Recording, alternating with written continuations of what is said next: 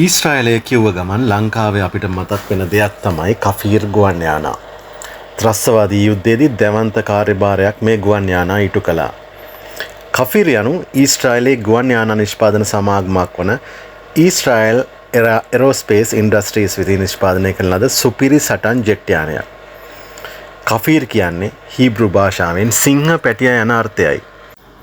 මෙම යානය මූලිකවම 1970 දශකයේ නිර්මාණය කරන ලද අතර අධිවේගී ගමන් බර බෝම්බ රැගෙන යාම සහ නිවැරදි ප්‍රහාර සිදු කිරීම වැනි හැකියාවන්ගෙන් සමන්විතයි. ශ්‍රී ලංකා ගුවන් හමුදාව 1990 දශකයේ මැද භාගයේදී කෆීර් C2 සහ C7 වර්ගයේ යානා මිලදී ගත්තේ උතුරු නැගෙනහිර පවතින ගැටුම් තත්ත්වයේ හේතුවෙන්. මෙම යානා මෙහෙයුවේ ශ්‍රී ලංකා යාෆෝස් යටතේ ක්‍රියාත්මක වූ නොම්බර 10 ෆ්ලයිට් ස්කොඩ්‍රන් විසින්. මෙම යානා සටන් මෙහෙයුම් දහස් ගණනක් සිදු කරමින් හමුදා මෙහෙයුම් සාර්ථක කර ගැනීමට විශාල දායකත්වයක් ලබා දුන්නා.